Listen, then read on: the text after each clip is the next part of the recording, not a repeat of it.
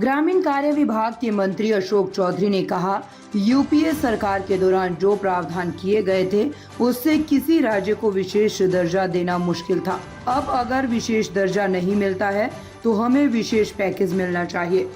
अभी तो हमको लगता है कि एक शुरुआत है और फेज वाइज और प्रावधान होता रहेगा, क्योंकि विशेष राज्य का दर्जा देने के लिए यूपीए की सरकार के समय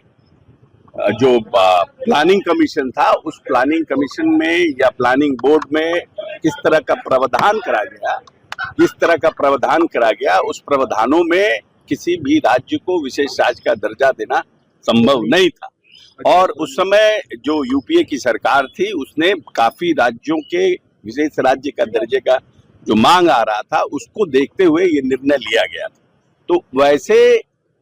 जब सरकार बदली और ये सरकार आई तब भी हम लोगों का विशेष राज्य की मांग को हम लोग बार बार कहते रहे कि planning commission, planning board change करे इसको और इसमें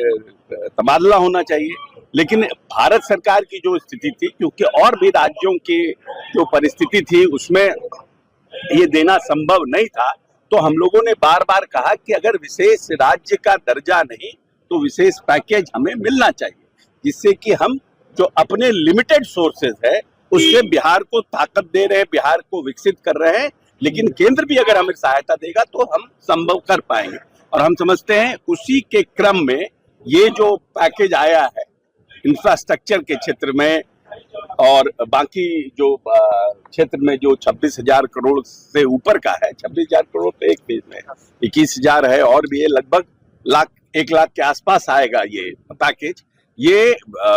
है। और आने वाले समय में हम लोग समझते हैं कि और पैकेज बिहार को मिलेगा। देखिए, आप विपक्ष से तो ये उम्मीद नहीं कर सकते हैं ना कि विपक्ष ये कहेगा कि नहीं बहुत अच्छा हुआ है और नीतीश कुमार के प्रयास से, एनडीए के प्रयास से बिहार को पैकेज मिला है और उसके लिए हम नीतीश जी को और नरेंद्र मोदी जी को, भारत सरकार को साधुवाद दे, ये तो उम्मीद हम नहीं कर सकते हैं। विपक्ष का तो अपना काम है, विपक्ष अपने, लेकिन प्रदेश की जनता को ये देखना है कि क्या हमें कुछ मिला भारत सरकार से, जो एनडीए को हमने समर्थन दिया, एमपी इतना भेजा, उसका फायदा मिला कि नहीं मिला, ये तो हमारी जनता को देखना है ना। विपक्ष का तो अपनी भूमिका है, सत्ता पक्ष की अपनी भूमिका है।